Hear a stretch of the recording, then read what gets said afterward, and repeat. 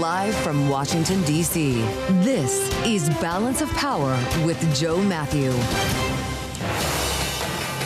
Fallout Day in Washington. Welcome to the Thursday edition as an Inspector General report into Signalgate is made public. And top brass testify on Capitol Hill about the double-tap strike against an alleged drug boat coming out of Venezuela. We'll measure the fallout of both with Bloomberg Pentagon reporter Tony Capaccio, who broke the Watchdog report story yesterday. Insights from Evelyn Farkas at the McCain Institute, and from our political panel, Rick Davis and Jonae Wartel with us for the hour, and it's all after a look at Wall Street. Charlie Pellet back on the case today. He's got the update on the markets live from New York. Hey, Charlie. Well, hello there, Joe Mathieu. Choppy session right now. Dow lower, S&P, NASDAQ, they are both higher. Just a couple of minutes ago, we had all three pushing higher. S&P, little changed, up 6 right now. That is a gain of just about 0.1%. Stocks wavering on the brink of a record ahead of next week's Fed decision. The Dow, lower, little change, down 2 points now.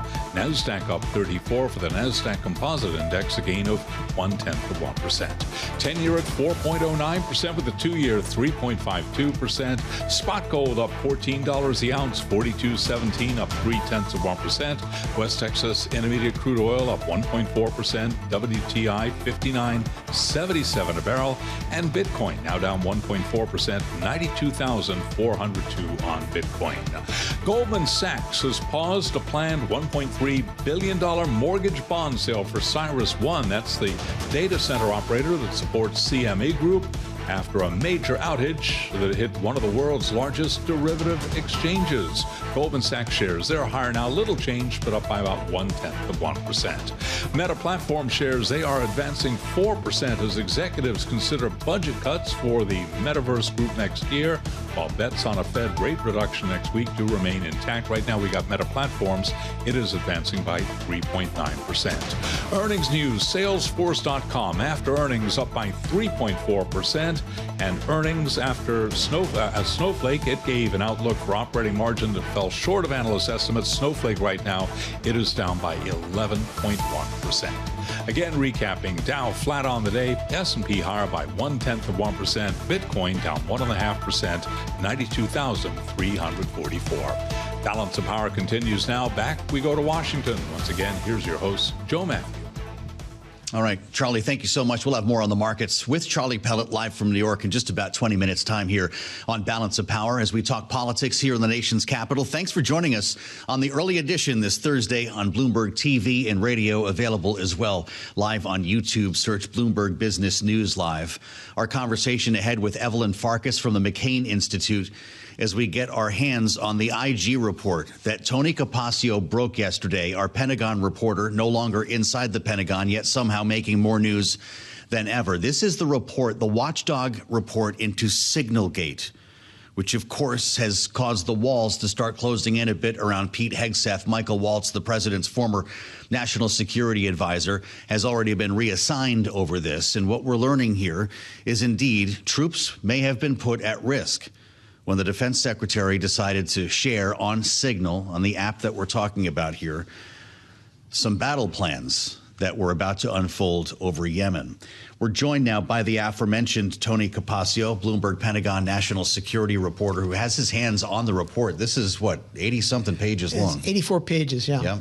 Now, you saw portions of this yesterday. Are we learning more today that we didn't know? See portions. Okay. We were given. We were someone who did talk to you. Someone Understood. Who saw it gave us and other media. So I don't want to overplay that. Absolutely. But you're looking at these documents now. How much more of a complete picture do we have? It's somewhat more complete and somewhat more distressing. Mm-hmm. So it's 84 pages, but not every page is laced with gold. For the viewers here, they want to look at page 25, page 14, basically. Those are the kind of the meat.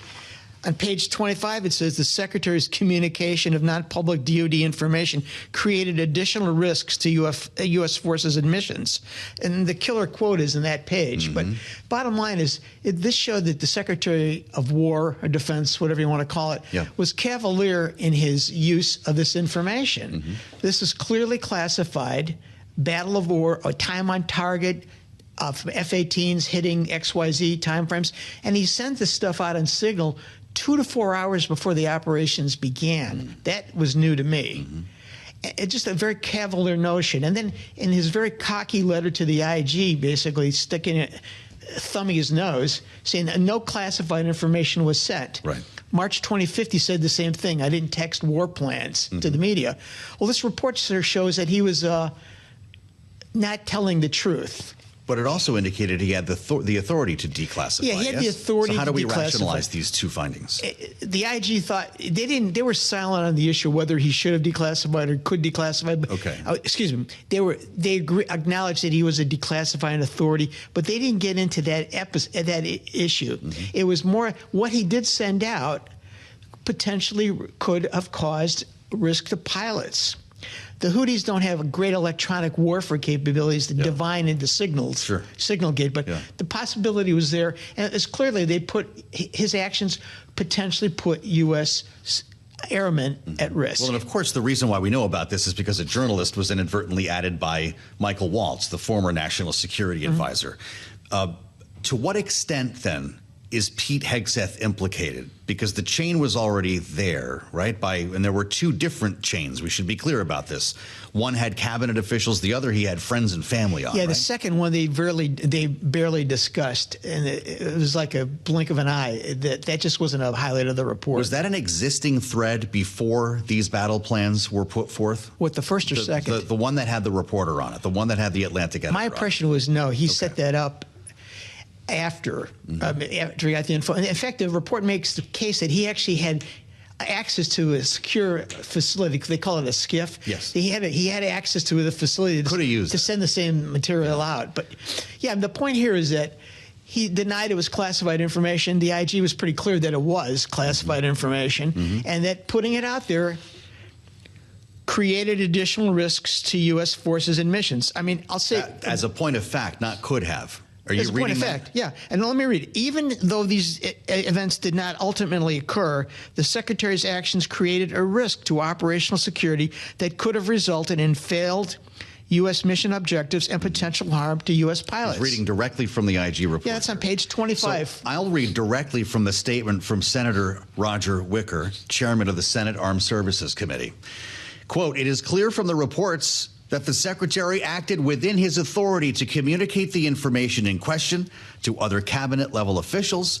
He then goes on to write, "It's clear our senior leaders need more tools available to them to communicate classified information." So nothing to see here. That was a gentlemanly bop and weave. Okay. You know. But that would be the man to do something about it if there was a problem. His statement effectively, in my eyes, pretty much deflates this whole issue. I mean, but, you know. So Signalgate becomes Deflategate. That was for producer James. There was also a football scandal called Deflategate. I remember that well. That's what I'm saying. Yes, I unfortunately was there for that. But the point here is that, you know, while he had the authority to do it, there's a judgment call here. Whether to do it on signaling, it's a judgment issue. Correct. Whether it is legal, whether it is right, are two different questions. Right. Now, let me ask you about the other brick in the wall here, because, you know, we're talking about a potentially difficult day for Pete Hegseth. You've also got top brass, the chairman of the Joint Chiefs and the Admiral who ordered the double tap strike on the boat coming out of Venezuela, testifying today on Capitol Hill. There are questions today, and we'll talk to Evelyn Farkas about this. At what point do these stories combine to create a weight that the SecDef cannot handle? You know, I don't think politically speaking, Tony. I don't think the wake is going to be that big based on this report. How about what's happening on the Hill today? It depends on whether the Republicans come out and show some outrage. It can't be all Democrats predictably saying the guy should go. And I don't see the wake. I don't see the wake over the water coming over the ship's side. Yeah, I see it maybe pounding against it, but still rocking, but not capsizing. Just a quick note where I started here. You were excised essentially from the Pentagon by not agreeing to sign this. Exiled. Excised means I might have been assassinated. Exiled, we'll go with, fine. Excised, I think kind of well. Listen, you choose the language you want.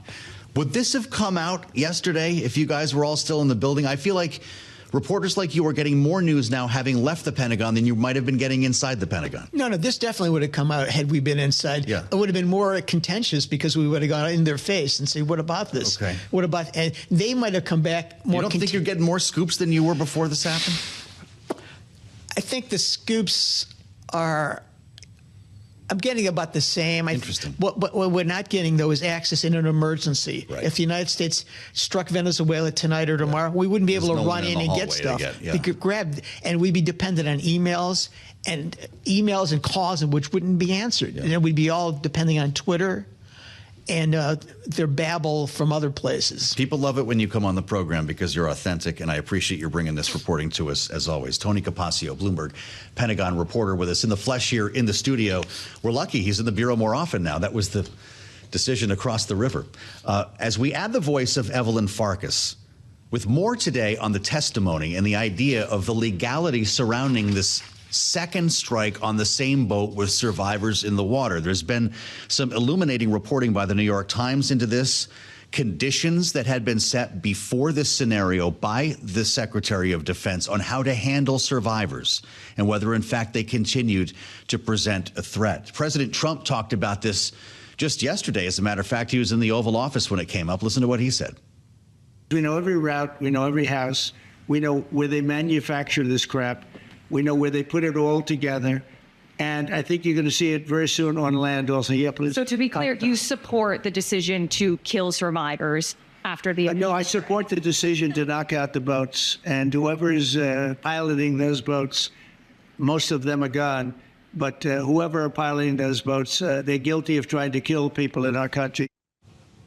Evelyn Farkas is executive director at the McCain Institute at Arizona State University and has been in the building. She's former Deputy Assistant Secretary of Defense for Russia, Ukraine, Eurasia. Evelyn, it's great to see you back on Bloomberg TV and radio. I don't want to turn you into a lawyer here, but there are things like the Geneva Convention, international law, and training that troops go through, and certainly top brass go through when you talked about the general staff and dealing with scenarios like this. What are these senators hearing today from the Admiral who ordered the strike and from the chairman of the Joint Chiefs, who both say they acted legally? Well, Joe, thanks again for having me back on again. And I'm only sorry I can't be on with Tony Capaccio, who is one of my favorite journalists going back decades. So, look, unfortunately, we in the public don't yet know exactly what transpired. I do think eventually we'll see the videos and we'll get the full story. But I think we have to step back 1 minute and understand that these operations in and of themselves are likely illegal. The fact that we are conducting these operations on the high seas, the fact that we're calling them war, it doesn't make it war. These are police actions that are resulting in the killing of people we don't even know, targets, who we have been told are drug smugglers, working for kind of a drug terrorist organization. So this is all new legal waters, to use a pun intended, that we are being asked to explore. And I would like to hear from lawyers, frankly. I don't want to hear just from the Admiral. I want to hear from seasoned, judge advocate generals, people who understand the military law.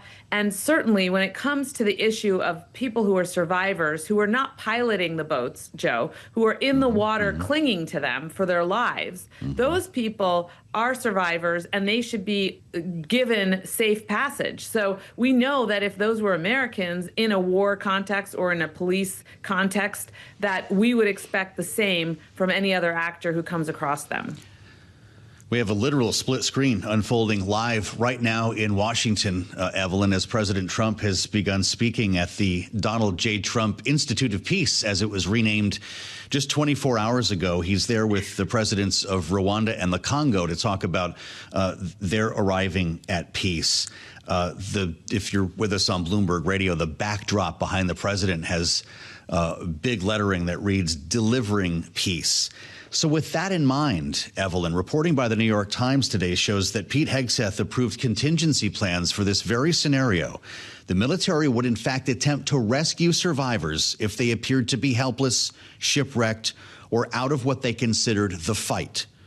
But it would try to kill them again if they took what the U.S. deemed to be a hostile action, like communicating with suspected cartel members. After the smoke cleared from the September strike, there were two, as you mentioned, survivors clinging to wreckage.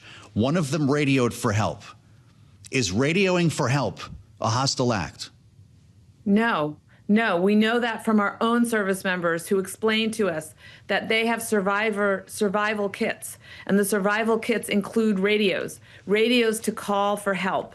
That is not an act of war. That is an act of survival, if you will. That is a civilian act, if nothing else. So those individuals cannot be killed for radioing for help.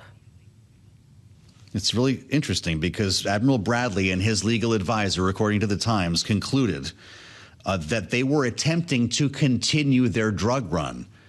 And they're telling senators today that made the already damaged vessel a legitimate target, Evelyn. What do senators say in response? Yeah, I mean, I would doubt that will hold up in any kind of court of law. And frankly, I do think that these individuals will be court-martialed at some point or brought before a military court of justice. If not now, then at the end of President Trump's term or some other point in time when Congress can step in more assertively.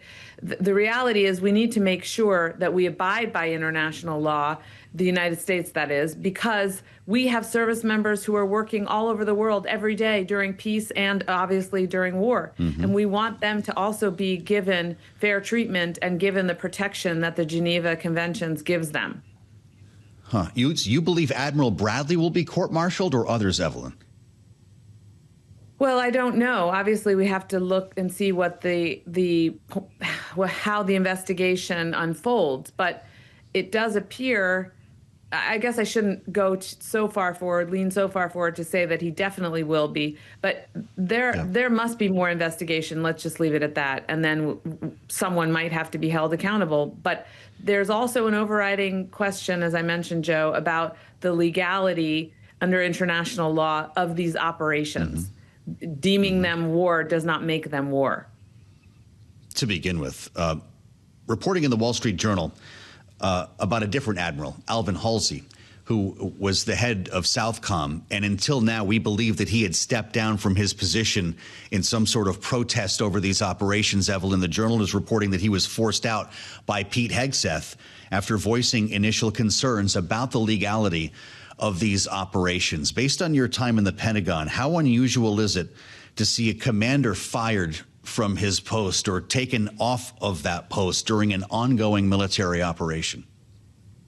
Well, it's incredibly rare, Joe. And I will note that when I worked on the Senate Armed Services Committee, I had oversight for the Southern Command as well as the Special Operations Command. So you do not remove your leading commander unless there's real cause. And in this case, the only thing he did was question the legal assessment, it sounds like. I mean, I don't also know the full details on this. And to fire someone for questioning, which really should be the commander's job. I mean, he should be questioning everything to make sure that he's protecting the men and women in uniform who are working and conducting operations under his orders.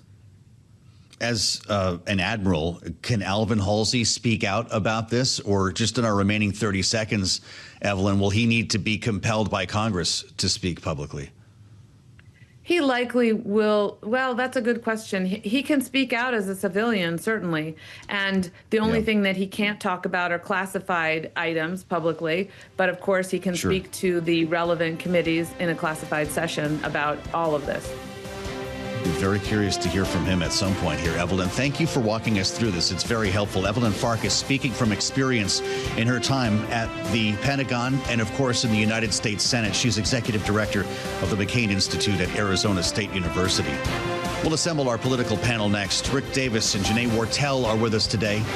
I'm Joe Mathieu. This is Bloomberg. With one of the most honest polls in America today, you might have heard about it. Google trending topics. They're out with their yearly list. What were we searching about? What was important to you? Interesting to see politics creep into the list in a number of cases here. In some cases, pretty esoteric, actually. But it is honest about what's important to us in America. Charlie Kirk was number one on the top 10 here. The late Charlie Kirk spiking searches like no other story that we saw this year. It is immediately followed by K-pop demon hunters. If you want to humble yourself as an American, continue reading. Number 3, Labubu. That's how you say it, right? Those scary looking toys. followed by iPhone 17. And how about this? Number 5, one big, beautiful bill. I guess that communications effort worked pretty well for the president, followed by Zoran Mamdani, DeepSeek, government shutdown, and in number 10, tariffs. The stories that we talk about every day here on Balance of Power. It's pretty remarkable. As we ask today, with evidence of Congress showing up in the Google yearly search trends here, what is happening in the House of Representatives? If you read the tip sheets this morning, you'd think it was Lord of the Flies, Elise Stefanik and Chip Roy running around the bonfire, calling for the name of the Speaker of the House, Mike Johnson. Indeed, there are some cross currents that are making life very difficult for the Speaker, and in the case of Elise Stefanik now taking a victory lap, criticizing the Speaker, calling him an ineffective leader who is losing control of his conference. But she managed to impact legislation in the form of the NDAA to her benefit. Listen to what the Speaker said when asked about his standoff with Stefanik. She's been attacking him on social media and on television. He was asked about it on Tuesday. Listen. All of that is false. I don't exactly know why Elise won't just call me. I texted her yesterday. I sent my friend Elise a text last night, and I said, can you find out what the issue was, and I'll help you resolve it. I support her provision. I mean, I would vote for it. I think it's smart. And I'm not sure exactly why it wasn't included. So I don't know why she's frustrated with me. I literally had nothing to do with it, but I'm happy to roll up my sleeves and help her. I want everybody to be successful, and we're going to try to make the bill as best it can be. Let's assemble our political panel for their thoughts on this. Bloomberg Politics contributor Rick Davis is with us, Republican strategist, partner at Stonecourt Capital, alongside Democratic strategist Jonae Wartel, partner at ARC Initiatives. Great to see you both. Jonae, what does it tell you when the Speaker of the House is talking to his membership, in this case a member of his own conference, through the media saying, I wish you would call me? Well, look, of course, the GOP is spiraling. They have control of the White House, control of Congress, both chambers, and yet we're in a 2026 election cycle, and the American people are not happy. We're in an affordability crisis. Healthcare is under attack. So now folks like Elise Stefanik want to be out front as being dissenting or expressing discontent with the direction that Congress is taking and their key votes on some of these policies. Now, yes, she could have just picked up the phone or sent a text and reached out to Speaker Johnson, but instead she wanted to be out front as showing that she is not a part of the rank and file of Republicans who have gone along with the Trump administration's policies and the most recent controversial votes that Congress has taken. And so, you know, she's reading the tea leaves here, as are many. We're seeing these Google searches really reflecting that Americans are tuned into politics in a way that they haven't been. Googling the one beautiful bill, understanding what tariffs are, folks are dialed in. And what we're seeing now is that Republicans are trying to figure out ways to show some independence from what has been Donald Trump's real stranglehold on the party. You know, interesting. It wasn't just this provision in the NDAA, Rick.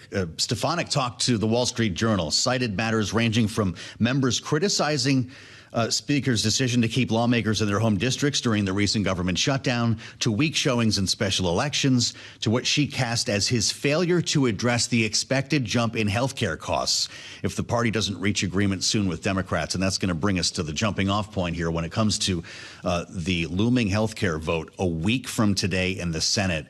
How many members of the Republican conference is Elise Stefanik speaking for, Rick? Because we know Nancy Mace says she may soon announce her decision to follow Marjorie Taylor Greene out the door in not running for re-election.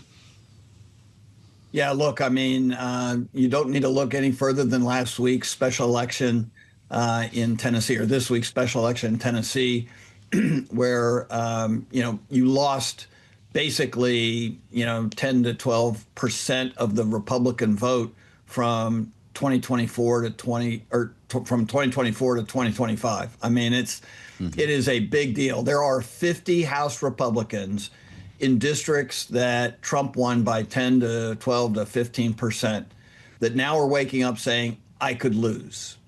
And if you lost 50 Republicans in a House, you can forget any initiative legislatively for Donald Trump in the last 2 years of his office. So this is a major political fallout that's occurring both after the elections last year and then this year, and it's got Republicans in a pretty grumpy mood. I mean, and talk about Elise Stefanik. How about the most recent thing? I mean, she got out there beating up Mayor-elect Mondani before his trip to Washington, and then Trump throws her under the bus in a love fest with a socialist. I mean, like, she has made every bet wrong this month, and she's mad about it, and she should be mad about it because the party has become something different than what she had, and Marjorie Taylor Greene read the same tea leaves and is out. And as you point out, there are others like Mace who are running for governor and have other things to do, and maybe I don't want to spend my time getting wasted in Washington for the next year. Wow. Boy, oh boy. Well, you know, Rick reminds us Stefanik is running for governor here, Jonae, and so we do need to look at her remarks and her posture here through that prism of the campaign. But she went on to say to the Journal, whereas Kevin McCarthy was a political animal, Mike Johnson is a political novice. And boy, does it show, with House Republicans underperforming for the first time in the Trump era. I'm confused, Jonae. I thought Mike Johnson was the golden boy, the only guy who got to deliver at the end for Donald Trump. Kevin McCarthy was fired for doing things that Mike Johnson managed to pull off. How has this changed so quickly?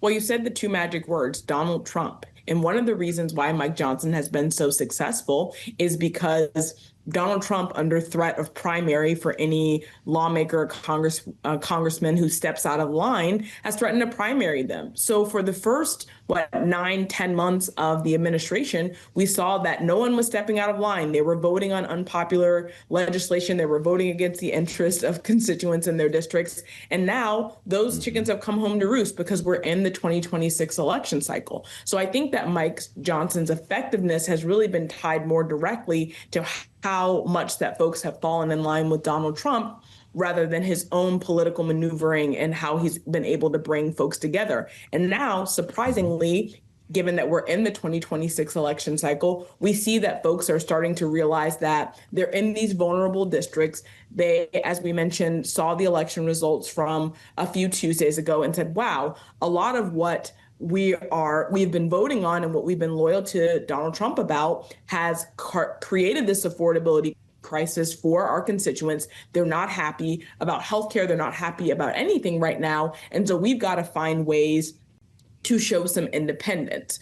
So I think Mike Johnson's real effectiveness has really more so been tied to how strong has the Republican brand been under Trump for the first, few months of this administration.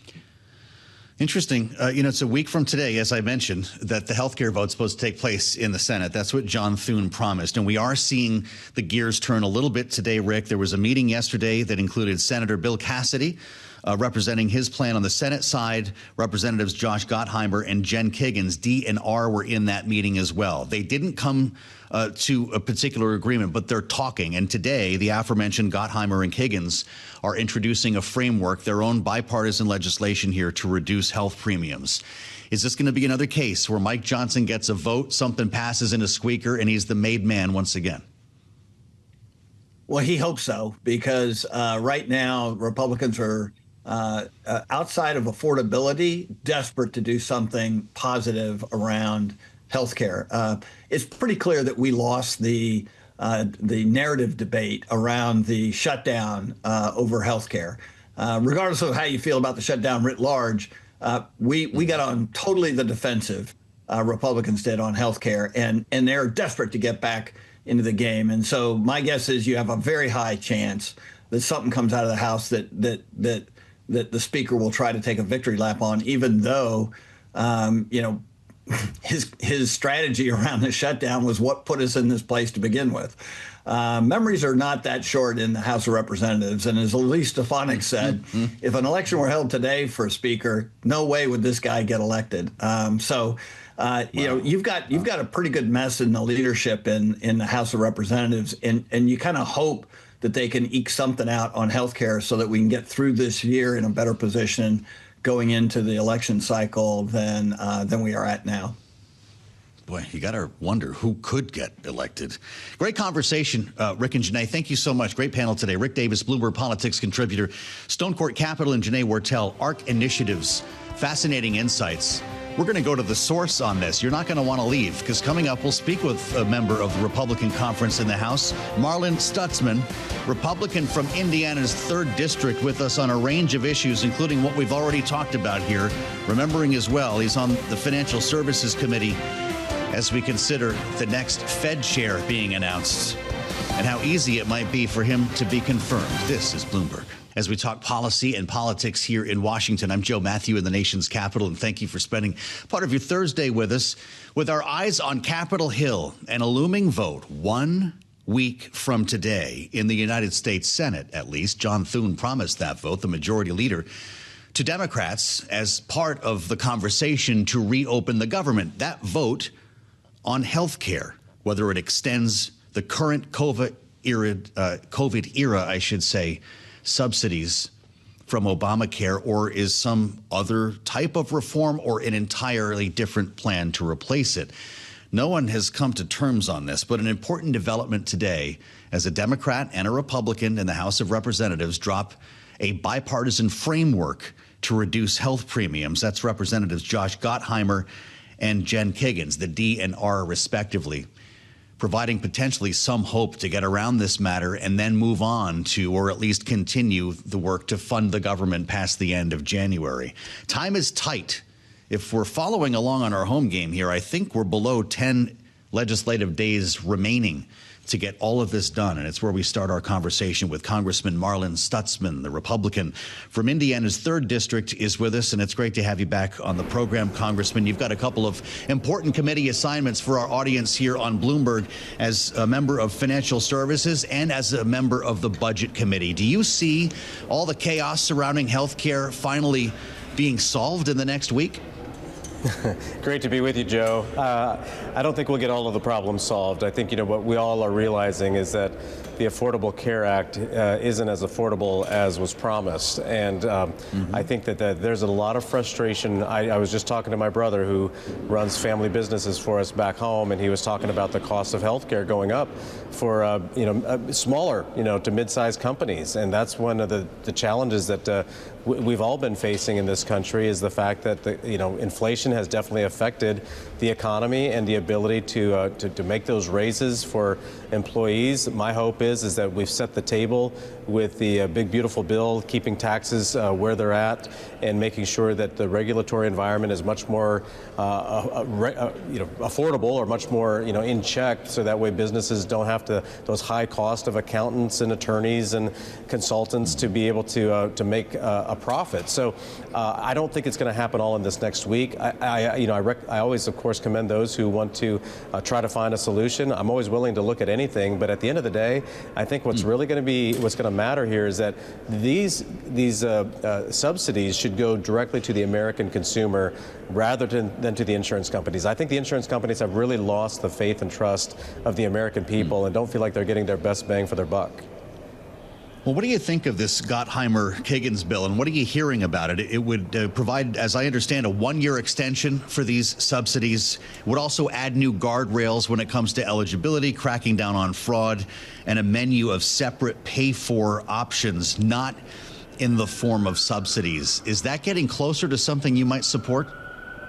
It's going to be tough for me, Joe, I'll be honest, just because I don't have the faith and confidence in the insurance companies either. If we send them the money, they're going to, add it to their bottom line. I would much rather send it to the HSAs, send the money directly to the consumers, let the consumer make the decision on what to do with those funds, because I think that's where the American people feel like, they're getting gypped. Because the money goes through government, the money goes through big corporations, and then what gets left to them at the end of the day isn't enough to cover the bills. And I think that's why, just like the Trump savings account that has got some attention this week, it empowers the American individual. It makes sure that the money gets to them, and then they can decide how those monies would be used. And going through an HSA would give those guardrails to be sure that the funds go to actual health care services provided. Yeah. Well, with so little agreed upon, Congressman, what's your gut? Are you worried about a shutdown in the new year, or can this be solved by then? I don't think there will be a shutdown. Again, I think the Democrats, they got what they were looking for to show their base that they were fighting for them. Again, I don't think it comes back down just to these subsidies. I think there's more with the Democrat side that they're just trying to slow the momentum that President Trump had, and it has worked. We're not getting things moving as quickly as we'd like to in Congress, but we're getting there. It's going to happen. I think a lot of the hard work was already done with the big, beautiful bill, making sure that companies are ready to set their budgets for 2026, whether it was last month or this month. But we've got a lot of work to do, and I know that affordability is a big issue, whether it's housing, whether it's buying a new car or buying a used car. Interest rates are coming down a little bit. That's helping. I think the outlook is bright, but we're still going through the leftover, kind of the hangover of the Biden administration. Well, so talk to us about the budgeting process. You're actually on the budget committee, and there's been talk of something revolutionary happening as the speaker promised regular order, Congressman. I don't mean to get too cute here. I don't think anybody sees 12 separate bills coming together, but we could have a couple of minibus bills, correct, that would help us fund the government past January 30. How close are we to making that happen?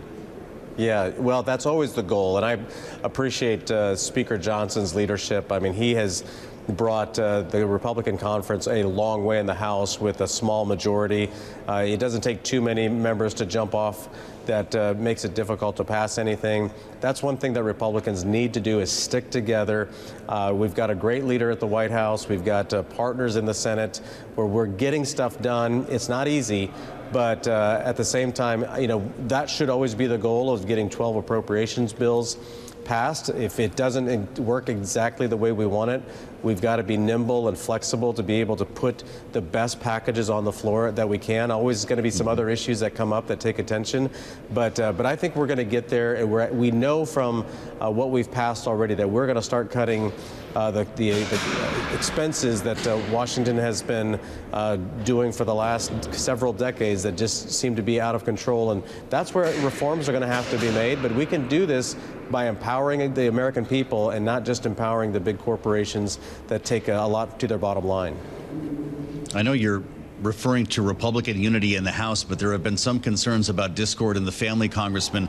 Look no further than Elise Stefanik, who has been at odds with Speaker Johnson over a number of issues. Beyond the provision in the NDAA that she planted a flag on, there are questions about more than that, she says. Speaking with the Wall Street Journal, citing matters ranging from members criticizing Speaker's decision to keep lawmakers like yourself home during the shutdown, to weak showings in special elections, to what she cast as his failure to address an expected jump in health care costs, which you and I were just talking about.